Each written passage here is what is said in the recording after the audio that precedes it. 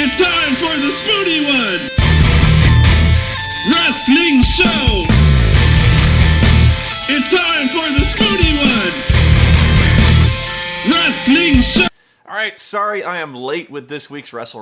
I got so caught up with Brown History Month that I spent most of the week watching Reb Brown movies, which is a surprisingly awesome way to spend a weekend, although I did see some rather bad movies. But the point is, we got to get to Impact, because otherwise I'll never get to it. So here we go. Now, you'll have to excuse me, there's a fair bit of history that went on since last Impact, and I'm trying to keep it all straight. Not the least of which being, the Royal Rumble.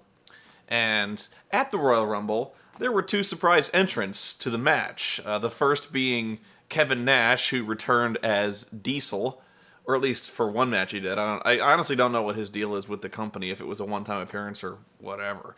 And the second being Booker T, who, if I understand right, I haven't actually seen SmackDown, but Booker T is now the color commentator for SmackDown, who has blissfully replaced Matt Striker. So, if nothing else, I hail the return of King Booker for getting rid of the fucking Matt Striker. Oh my God, I hate that guy. On the other hand, Michael Cole is still chairing both shows, so Jesus Christ. But what the meaning of this is that this pretty much fucks up the plan. The they plan. I hate doing air quotes. Never let me do air quotes. I fucking hate that. But that was the whole plan, was that the main event Mafia was coming back. Kurt Angle was coming back for weeks saying, "Oh, they're coming," and Crimson was kind of dropping not so subtle hints in backstage interviews about how they made him an offer he couldn't refuse, and so it was very clear. It was going to be the main event Mafia. And if you don't know who that is, well, here's a hint. About half of it was Sting, Scott Steiner. Well, almost the entire thing was Sting, Scott Steiner, Booker T, Kurt Angle.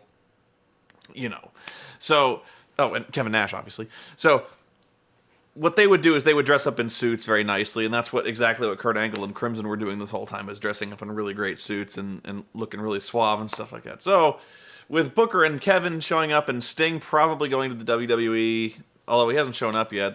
By the way, there was this rumor that Sting they were doing this trailer of this guy walking into a shack, and they're like 2/21/11. There's gonna be a big debut, and they're like, "It's Sting!" It's not Sting. It's The Undertaker. In fact, they made it pretty clear. They all but spelled it out in neon fucking lights that it was gonna be The Undertaker, just because they used the Kevin Nash "Ain't No Grave" song, and Undertaker was buried in a grave, which I think is a big mistake, actually, because you'd think if you were trying to sell pay-per-views or make people watch, you'd want to leave it a little ambiguous so as not to spoil the surprise. Although maybe they figured that the return of The Undertaker would be news enough. I don't know.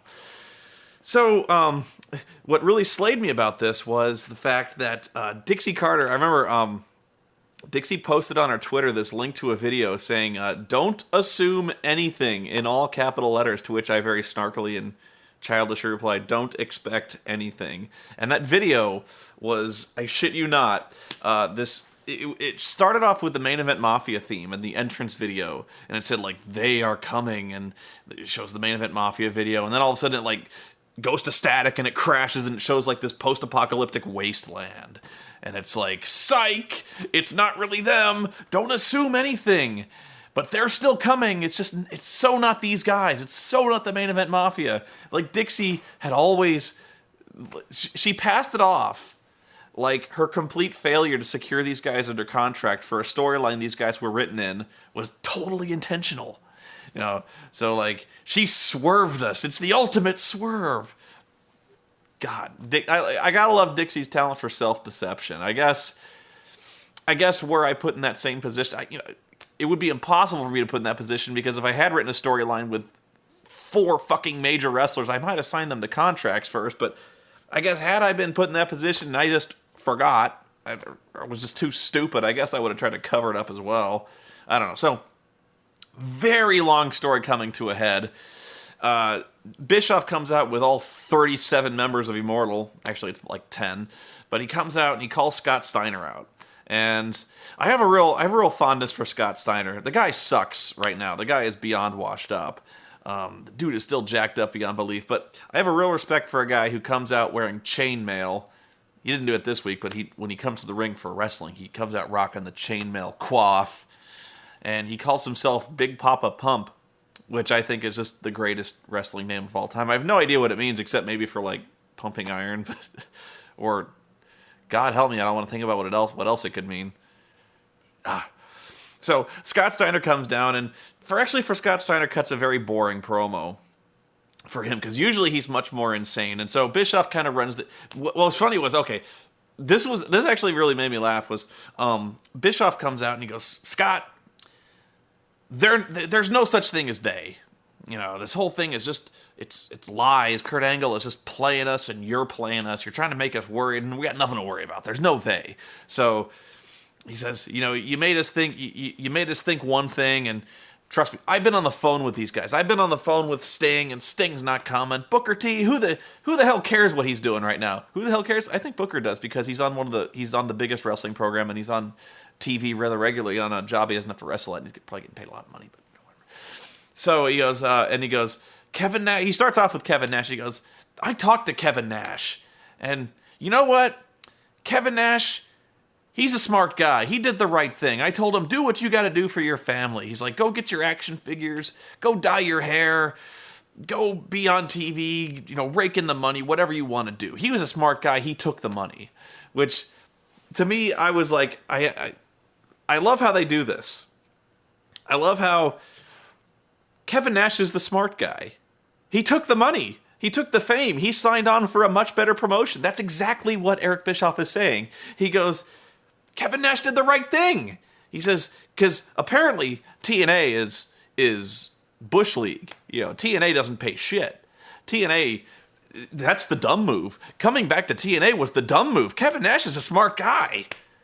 You know, he didn't stick around this clown shoes organization. Smart guy. But you, Scott Steiner, you either got a choice. You can either, you know, join up with us or get your ass kicked. And so Scott Steiner, I had a much better promo in mind. Scott Steiner basically told him he was going to stick his boot up their asses, but, you know, I started doing the math here. I started doing a little Scott Steiner math. I was like, so Scott Steiner's in the ring with 10 other guys, and normally, or like 9 other guys. He goes like, yeah, okay, so follow me here. So it's like Scott Steiner's in the ring with 9 other guys, so normally he'd have a 1 in 9 chance, or a 10% versus 90% chance of winning that fight. But since Scott Steiner's the genetic freak and he's not normal, every other man's got half the chance any other man would have against Scott Steiner. So if you take half the chance of 90% and you add that to Scott Steiner's 10%, Scott Steiner, you add this 45%, so you've got a 55% chance to win that fight. So that's why Scott Steiner's so confident, is because he's got a 55 to 45% chance of winning that fight. That's Scott Steiner mathematics. And, well, I won't even get to Kurt Angle, because Kurt Angle knows that if he was in the ring, he wouldn't even try. But if they're teamed up with Kurt Angle, that's advanced Steiner math. That's Steinernomics. That's Steiner calculus. If you actually add, you're kind of dividing by 0 at that point, if you're actually adding in the fact that Kurt Angle won't even try, but he's joined with, wow, I blew my mind. Anyway, sorry, I kind of drifted off on a really weird tangent there, but, you know, Scott Steiner does that to a guy. Scott Steiner really makes you think about stuff in wrestling you never thought about before. He's really a savant when it comes to this sort of thing. I gotta find my own amusement for this fucking show, because this whole thing took about 15 fucking minutes. And I was watching Deadwood up to this point, and I'd really rather be watching Deadwood than fucking Impact. In fact, it's really colored my fucking vocabulary. I may never recover, really. Anyway, Kurt Angle and Crimson come out, and blah, blah, blah, blah, and then they just walk off together. And they all want to know who they is. Here's a hint, it's Fortune. I'm going to talk more about that later on, but I'm not even into the fucking matches yet, so we're going to keep going. You know, sometimes I wonder if these guys have any grasp of showmanship at all.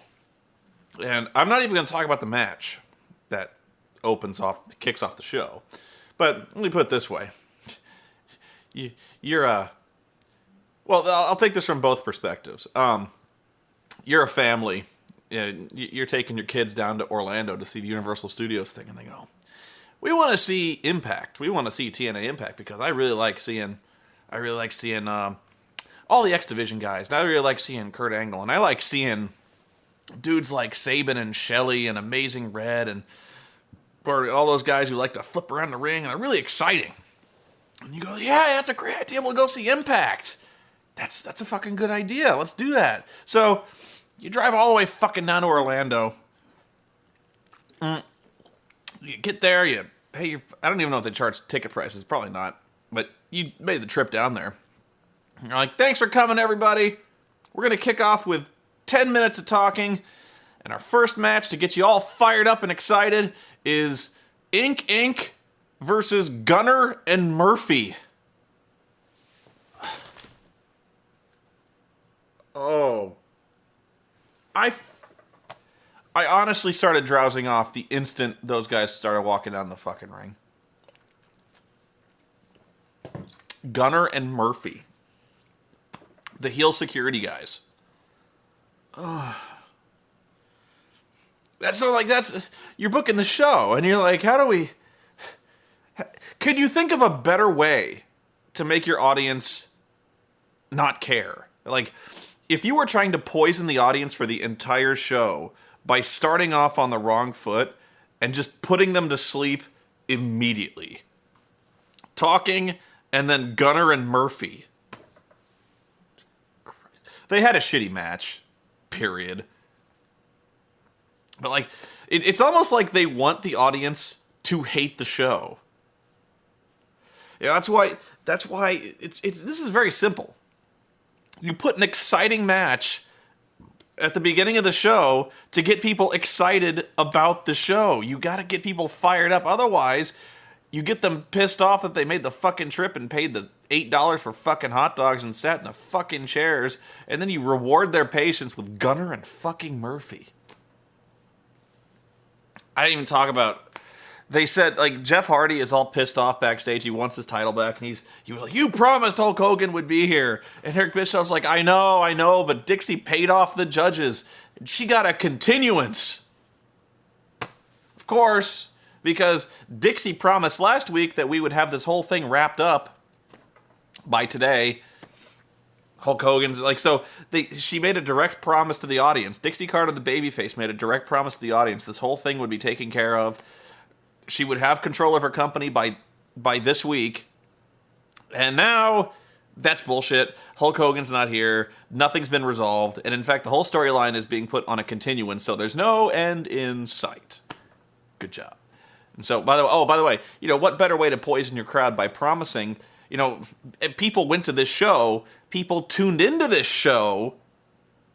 Well, two kinds of people tuned into the show. The majority of people tuned in because they were so excited to see the main event Mafia back. Like, they had all but promised from the beginning, made it very clear that Kurt Angle, Sting, Kevin Nash, all these guys were going to be in the ring. The main event Mafia be reunited. We have this epic team reuniting, take on Immortal. It's going to be awesome. Of course, they come off, they right at the beginning of the show even, they come right out and they just say, Booker T's not here. Kevin Nash isn't here. Sting isn't here. This is the person who tuned in to see this. They're like, all right, we're gonna see main event Mafia.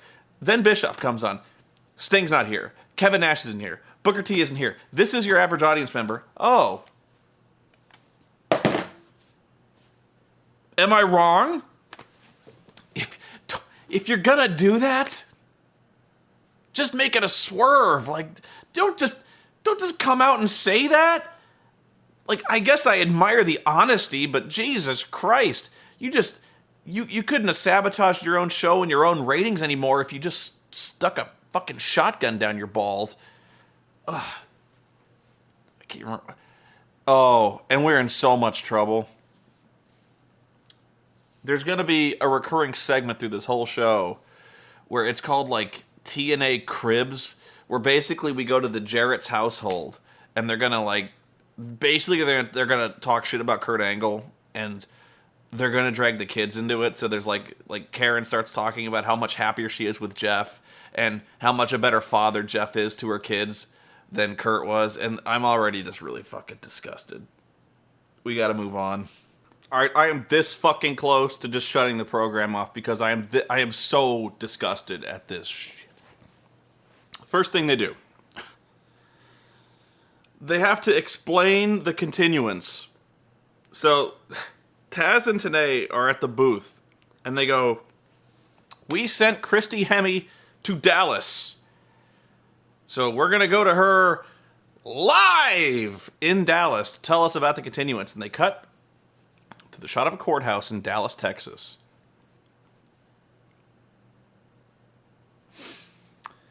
Where Christy Hemme says, "The judge talked to Dixie Carter's lawyers, the judge talked to Hulk Hogan's lawyers, and has decided to issue a continuance until March 3rd when he will render a decision." Cut. Back to the booth. I can see why they had to send Christy Hemme all the way fucking out there. Do you remember when the whole EV2 thing was going on, and they're at the booth, almost the exact same premise, where they go, "Now, we sent somebody down to Yonkers, New York to talk to Tommy Dreamer, and so now we're going to go there live." So they go down there, and they catch Tommy Dreamer's coming out of a Yonkers gas station. And Tommy says, "I can't talk to you right now, I gotta go." Vroom. That was money well spent. And you know something? I don't really believe they sent Christy down to Dallas. You know why? Because there is a fucking snowstorm going on, and there wasn't a fucking flake on the goddamn ground. It didn't look cold. She was wearing like a tank top. You know what it looked like? It looked like Florida, which I'm guessing is exactly where she was. In fact, I wouldn't be surprised if they just green screened her dumbass in front of a courthouse picture. But you know what? I can't even get pissed off about that. Stupid? Sure. Very stupid, sure. But then Eric Young comes on the TV, and I swear to God, I don't think there has been a wrestling personality in history. Let me think. I don't think there's been a wrestling personality in... I'm just going to say it. There has not been a wrestling personality in history more annoying, more intentionally annoying than Eric Young. Ever. Now, I'm going to think about that for a second, and if you'll indulge me for a second, I'm going to think. Hornswoggle is pretty fucking annoying, but not more annoying than Eric Young. I guess Hornswoggle is annoying in his own way because he's on TV a lot more. But Eric Young, am I a gorilla? Am I a gorilla? I'm a chimp. I'm your chimp. He basically does that here. I'm just going to explain what he does. He comes on TV, and he is still wearing the TNA World Heavyweight Championship belt because he's brain damaged and he thinks he's the champion. And he comes down there, and I swear I cannot do justice to his fucking annoying voice. But he goes, "Taz, Mike, Taz, Mike, Taz, Mike, I got news. I know who they are." Pardon me. And Taz goes, "They, you know who they are? Who are they?" And he's like, I saw him, Taz. And I saw him talking. I heard him talking, and it was they. They are here." And Taz is like, "Well, who are they? You gotta tell us who they are." And Eric's like, I can't tell you because I tell you, you'll tell the people, and the people tell everybody, and the whole thing will be blown, and then Kurt will kill me. He'll kill me. I can't tell you. I can't.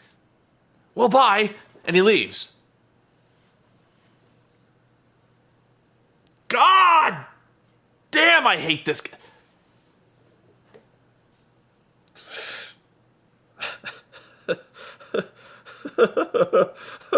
I'm seriously about to fucking lose it with this guy.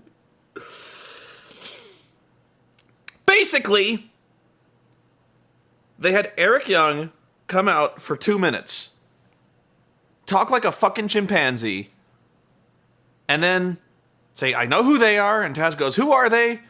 And Mike says, and Eric says, I can't tell you, I was deliberately wasting your time. Gone. That is one of those segments where you can safely stop the video and say, That was by far two of the most wasted minutes of my goddamn life. TNA is killing me by inches. Killing me!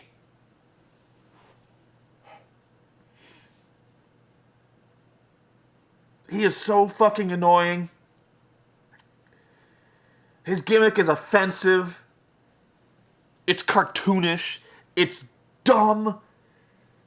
The whole thesis of his character is to be as piss-fuckingly annoying as fucking possible, and it's working. God damn it. I'm so getting worked up over this. And then we go to the Jarrett's house. And I'll admit, I don't have much of a humor about this sort of thing. But I seriously almost stopped. This is the one that almost broke me. Yeah. We go to the Jarrett's house, and Jeff's in his office, and Karen is being as shrill and annoying as possible, which is quite possible and quite annoying. So they start looking at the pictures, and they bring the kids in. And already I'm just going, oh no. Oh no. And they go, Jeff, what's your favorite picture on the wall? Jeff points out a picture on the wall of him hitting Kurt with a guitar. And they go, kids, what's your favorite picture? Kids all unanimously point at a group shot of Jeff Jarrett standing right next to Dixie. And they go, oh, you kids never mentioned Dixie Carter's name in this house, never. And they go, we're sorry. And then she pulls the littlest one aside and she goes, now you need to say you're sorry. And the kid's like, what? And the kid's like, you need to say you're sorry to Daddy Jarrett, to Daddy Jeff. And the kid goes, I'm sorry.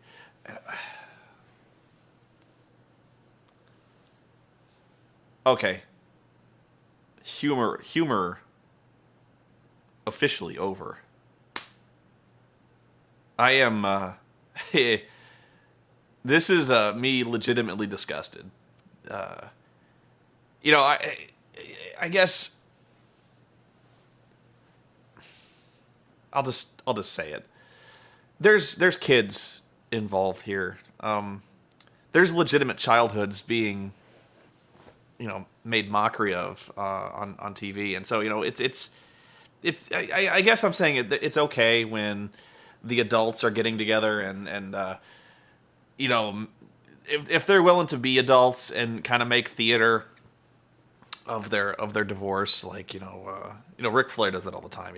He's had so many ex-wives and he owes money all over town. He's kind of owned that and he's made it his own. But he leaves the kids out of it.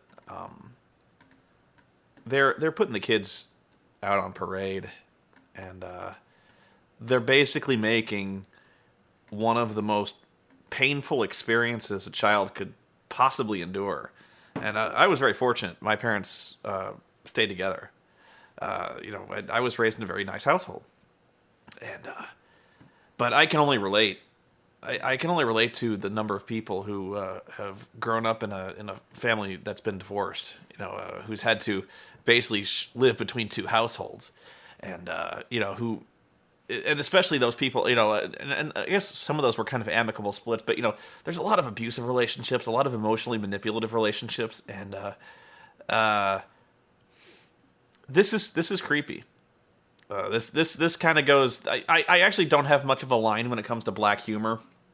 Like, I've made jokes about like Owen Hart and Chris Benoit, but I shouldn't have. And honestly, it's I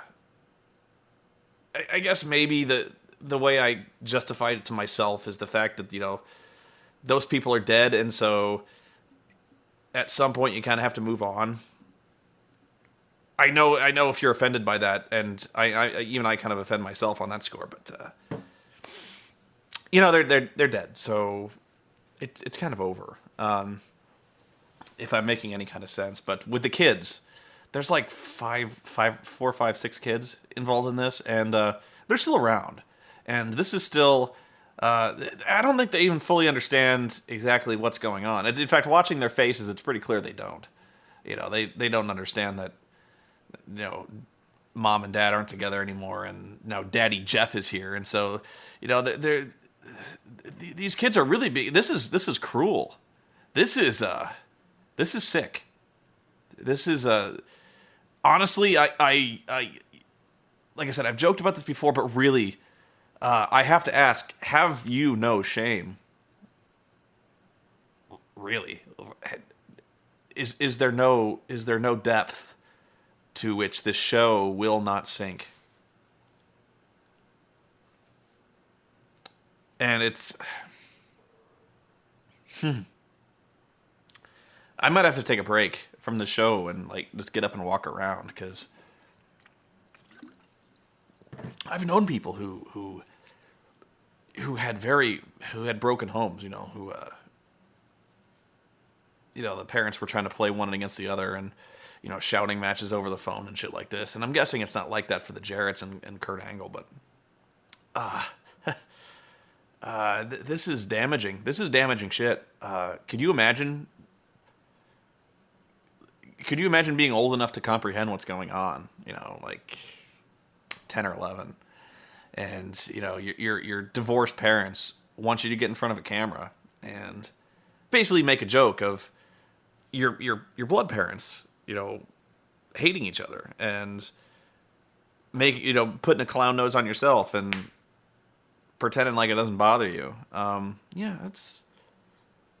I honestly, again, I may engage in hyperbole, but this is probably, just from an emotional standpoint and a moral standpoint, the worst Impact I've ever seen. I feel sick. I feel sick watching this show.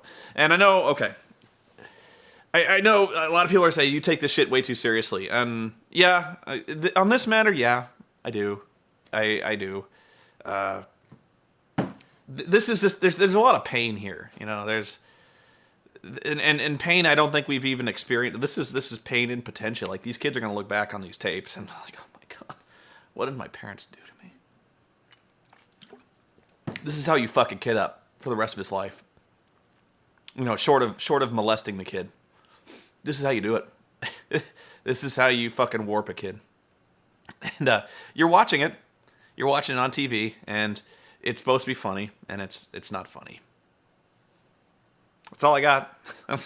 I'm sorry if you guys tuned in expecting chuckles and laughs, but I'm pretty well pissed off right now. So I'm gonna be watching the show, and this might be a short episode following this, because I might just decide to shut it off. Yeah. This show... Basic storytelling. Basic storytelling.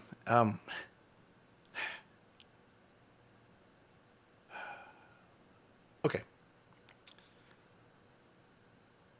The Pope and Bully Ray are in the ring, and they proceed to talk for so goddamn long to say such a simple thing that even the commentators start to remark about how fucking long they're talking. This is a very simple premise here, where Bully needs to say that he has a match at Against All Odds in a street fight, and Pope needs to say that he has a match against Samoa Joe at Against All Odds. That's it. It took 10 minutes. So they have a what do you even call it, a match? It's Bully Ray and the Pope against Devon and Samoa Joe. So they run down to the ring. Devon runs down to the ring. By the way, not selling his injury from last week at all. If you remember last week, in fact, Bubba even brings it up, that he stuck Devon's head in a chair and then lashed it with a chain, which hurt Devon so bad that it sent him into a grand mal fucking seizure. But he's fine this week. He's running. He's fine. So they have basically a pull apart brawl immediately. Joe comes to the ring, House of Fire. And Pope hightails it. He starts backing up the ramp. And this is the first part where I can't take it. I really can't take this shit. Pope's retreating up the ramp, and Joe's kind of following him like a Terminator or a movie villain, you know. Pope's backing up. All of a sudden, he turns around. And he sees Kato. He sees this Asian dude up at the top of the fucking arena looking all badass. And Mike Tenay goes, "That's Okada. Samoa Joe's cameraman."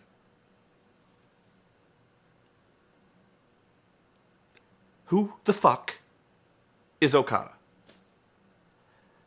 I asked this question last time we saw Okada, and why Joe trusts him with a camera, why he dresses like a fucking chauffeur, why he has this apparent talent with a camera, and why Joe has enlisted him to follow and stalk the Pope around and find out where he's delivering his puppies. But let's just start with the basics. Who the fuck is he? Well, some of you very helpful fans on Twitter told me that Okada is on Explosion and he wrestles matches. Well, that's neat. But, you know, when you're involving him on a major pay-per-view feud, it might help to justify his existence or even establish his fucking existence. Establish why him and Joe are friends. Why Okada appears to be working for Joe. Establish something. Pope runs away.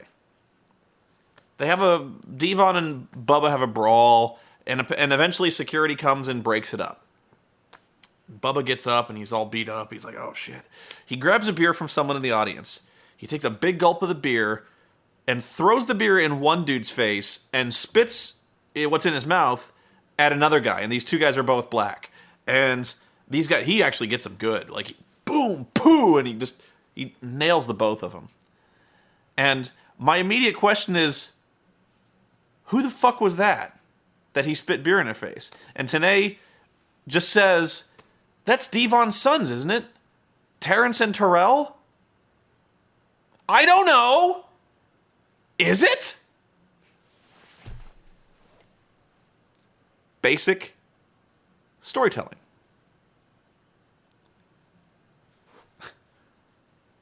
I'm trying to think of an example here where, let's take Star Wars. You know, if you know Luke and Han are on the Death Star and they're both getting away, and all of a sudden this old guy steps out from the shadows and challenges Darth Vader to a duel, and we'd never seen this old guy before, and Darth Vader cuts him down, and Luke asks, "Who was that?" And Han Solo goes, "That's Obi-Wan Kenobi, isn't it?" Oh, obviously. So, like, this is where I say this is basic. They have never been on TV before. The only time I knew their names was after they had been assaulted by Bubba. Here's what you do. Because here's your problem. The live audience only knows who they are now. Or the TV audience only knows who they are now after the fact. So there was never any suspense or drama leading up to that point. All we knew up to that point is that Bubba threw beer in the face of two random black dudes, leading the audience to believe that Bubba just hates black people. I'm being serious. For all I knew, Bubba saw two black guys in the ring and didn't like their faces and threw beer in their face. I don't know. So now I know that they're Devon's sons. The live audience fucking confused. So what do? How do you do this so people care? Because right now, nobody cares. Nobody knows. Like, if you don't know what's going on, it's impossible to care about it, right? You know, so like, if you didn't know who Obi-Wan Kenobi was before that point, if you'd never established him to that point, and some old guy comes out and gets cut in half by fucking Darth Vader, you don't care. You have no emotional investment in this guy. Like, not even the beginning of an emotional investment, because you have no idea what his identity is. So, like, okay, here's how you do it. Let me think of a few ways where maybe maybe you show Devon arriving at the arena with his sons and like clapping him on the back and saying, "You're gonna see your dad fight. You're gonna see dad finally get revenge on this guy." Or you have them backstage where the sons are saying like, "Here, yeah." And this is a better example where like Devon's backstage. He's got an ice pack on his head. He's selling his head injury from before, and he's like, "Oh shit." And the sons are like, "Dad," they say the words, "Dad, we don't want you to go out there. You're our father. We care about you too much, and we don't want to see Bully Ray hurt you anymore." And Devon says, "Sons," it's important he says that part, so you know who they are. "Sons, I appreciate your concern, but a man's got to do what a man's got to do." 30 seconds. If that. Hell, the whole driving to the impact zone could have been done in 10. Where Tenay could say, "Hey, look, there's Devon arriving with his sons. I guess he's got him front row tickets. We'll see." Basic storytelling. You have to introduce a character. You must introduce a character before you do something to him. Otherwise, there is no drama.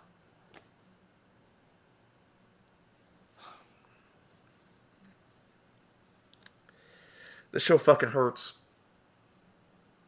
And it's going to get worse. Because Mickie James and Sarita have a match. And it hasn't happened yet, but they advertised it. Apparently, Mickie and Sarita have a taped fist match. I want you to just turn that one over in your head a little bit. They have a taped fist match.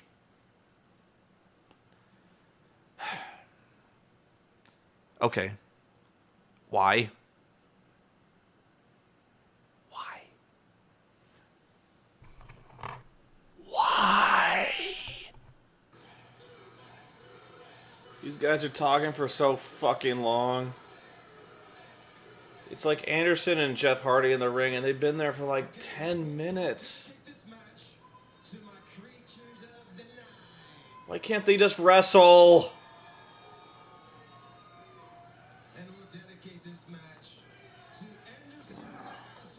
Just wrestle! Please? I can't take any more storyline shit. Like, not now. You know, the wrestling's all I got now with this show, guys. If you just put on a wrestling match, I can watch that. I can get engaged in that. Like, you just keep talking. That's all they do is talk.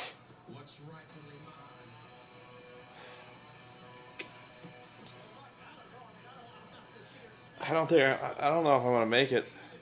So we had the taped fist match. This match was fucking weak. Alright. Obviously, they taped their fists for the taped fist match. And I've already asked the question why we are having a taped fist match. This question is never answered. But let me ask you a parallel why. Why do they tape their fists? Like what purpose in terms of match continuity does this serve? Like, what effect is the taped fists supposed to have? So, one would reason, I started thinking about this, why do people tape their fists? Well, it's because that you want to protect your fists when you're punching somebody so you don't break your knuckles on the other person's face. Right?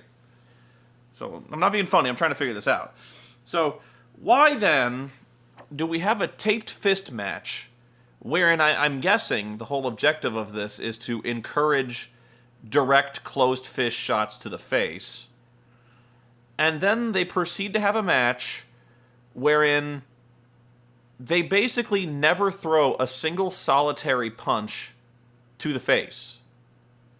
Like, ever. They proceed to have basically the most traditional grappling battle you've ever seen. You know, So what happens is Mickie tries to throw a punch, and she accidentally,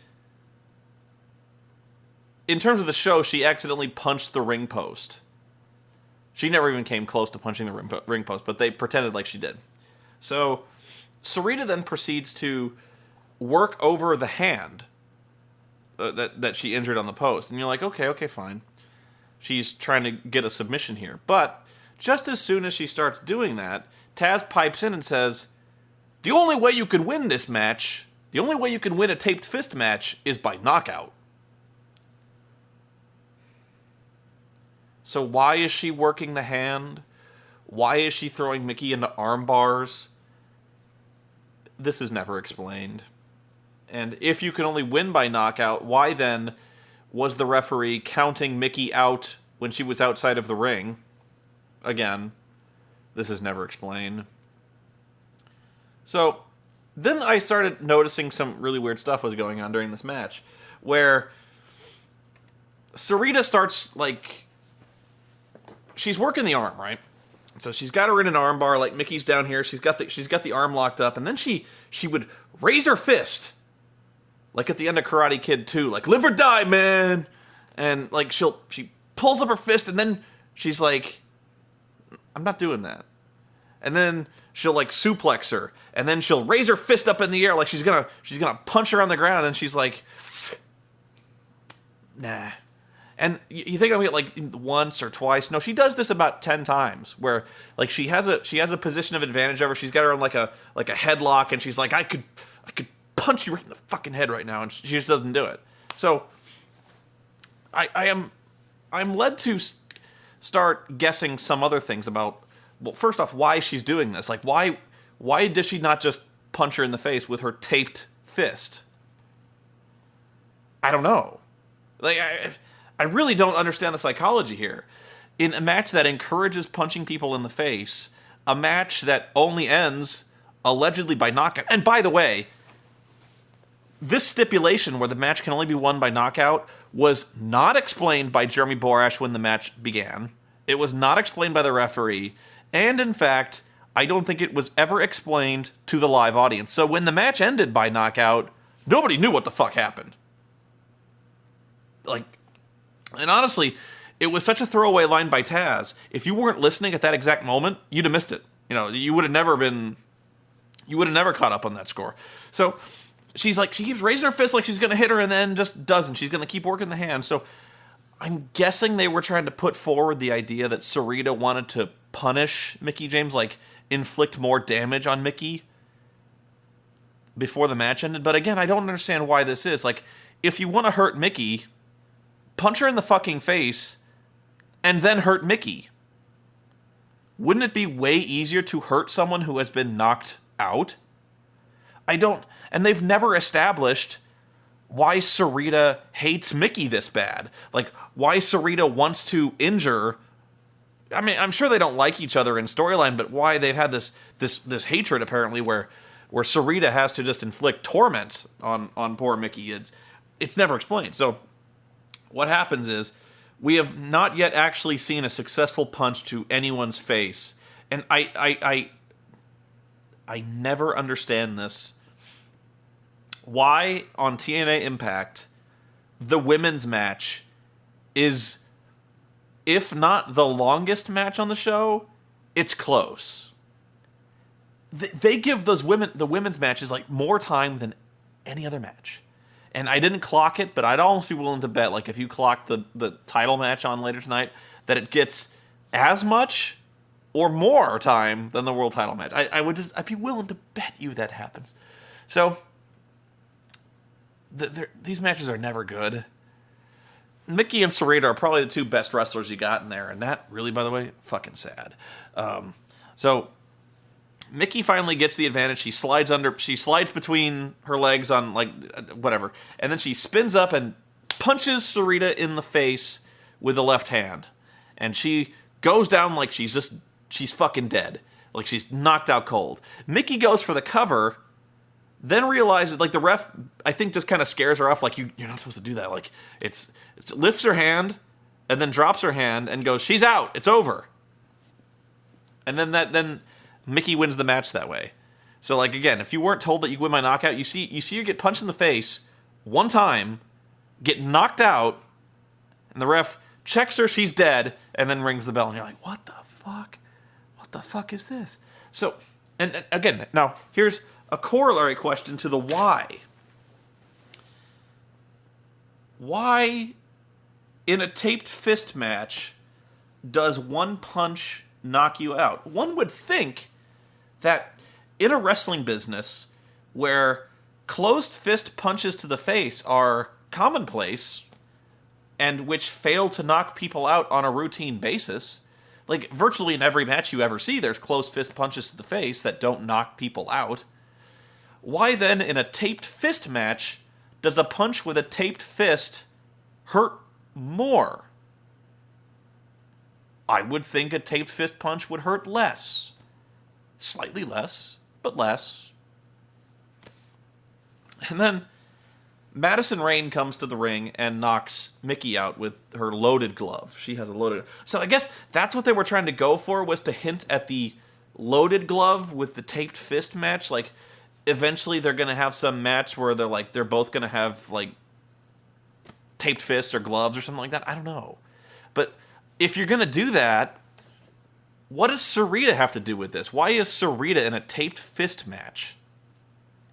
I don't know. And so, the other thing I noticed, the last thing I'm going to mention before I go here, is that Madison Rayne comes down to the ring in a disguise. She basically has like a TNA hoodie sweatshirt on and long pants and boots. And I noted to myself that Madison Rayne, wearing more clothes than she's ever worn in TNA in her life, looked sexier in a hoodie and pants than she ever has wearing her, like, really revealing, almost naked ring attire. She looks so fucking sexy in, like, a sweatshirt. It was amazing. I was like, oh my god, she's hot. And I'd never commented on that before. In fact, most of the time when I see Madison Rayne come to the ring in her slut wear, like, with, like, way too much makeup on, and, like, you know, pointing her thumb up her ass, like, fuck me here, and, like, her fucking hot pants or her, like, body-tight cat suit, I'm like, you know, if she didn't try so fucking hard, she'd look way hotter. And so, like, she comes down to the ring dressed basically like a college student, you know, and I'm like, damn, that's hot. And so, yeah, that was the match, your taped fist match for no fucking reason. And I guess I'm stalling because the next segment coming up is the big conclusion to the Jeff Jarrett Cribs, and I'm really not looking forward to this. This could be, if I get really pissed off, I'm probably just gonna stop the video like right there and just stop it because I don't think I can handle it. I just don't. So yeah, that's next. Well, I would have lost the bet because the title match did get a fair amount of time to it. It was all right. I'm not going to talk about the Jeff Jarrett thing. I don't want to. The real news was basically that the ref got hit and like all of Immortal hit the ring, and so they started beating up Anderson, and then Fortune hits the ring, and yeah, I may have expressed earlier some confusion on whether or not there was still a distinction between Immortal and Fortune. Yeah. So what happens is they're holding Anderson up, and then AJ Styles rears back as he's gonna hit him, and then he throws up the shocker, and like they're like, oh my god, and then AJ like cleans house and hits the Styles Clash on Jeff Hardy, and you know Immortal has to book it up the ramp, and it turns out Fortune is they, and you know Bischoff comes out and calls him like a no good inbred hillbilly, no talent having an insecure motherfucker, and AJ starts talking about how, you know, you ran one company out of business, you're not going to run this company out of business. You came in here and you started spending money hiring guys who didn't belong in wrestling in the first place. Boom, the love sponge. I'm sorry. So he starts talking about how we're not going to let you run this company out of business. We built this company. And it was okay. Like, really, what... Again, this is where I really have to question, like, what would you have done? You know, I could say that this doesn't make sense, and believe me, it doesn't. This makes no sense in the storyline because, you know, it was just last week that Kurt Angle was taking a baseball bat to the back of AJ Styles' fucking head. It was just last week when, you know, these guys were the Fortune was 6-on-1 teaming Anderson and, kicking the shit out of the baby faces and unless you're telling me that was all staged, that was all part of this master plan, and I refuse to believe that, so like, and the fact that Kurt Angle was like throttling Ric Flair within an inch of his life. It was like, they're coming, and turning him beet red and basically fucking killing the guy and just assaulting people, all the stuff, all the shit that's gone on between Fortune, AJ Styles, Ric Flair, and Kurt Angle. All that was apparently staged for everyone's benefit. I don't know what else you would have done. If you'd have booked this angle and you didn't put your talent under contract, then you're like, okay, well, shit, who are they? You got to come up with something, don't we? I guess it's Fortune, that's all you got. But it doesn't make any sense. And so Impact limps to a halt. Next week, Jeff Jarrett and Karen are going to renew their vows in the ring. I would be legitimately stunned if in the history of wrestling, any kind of wedding has taken place in the ring without a hitch. It's kind of like a wedding in a soap opera. Like, there's never been a successful wedding in any soap opera ever. Unless somebody's eloped in Vegas, and even then I wouldn't think it happened. So this one hurt. This one hurt a lot. This was... honestly, this is probably the hardest Impact to get through that I can remember in a long time, if not the hardest. This was pain. This hurt a lot. I don't even know how else to describe it.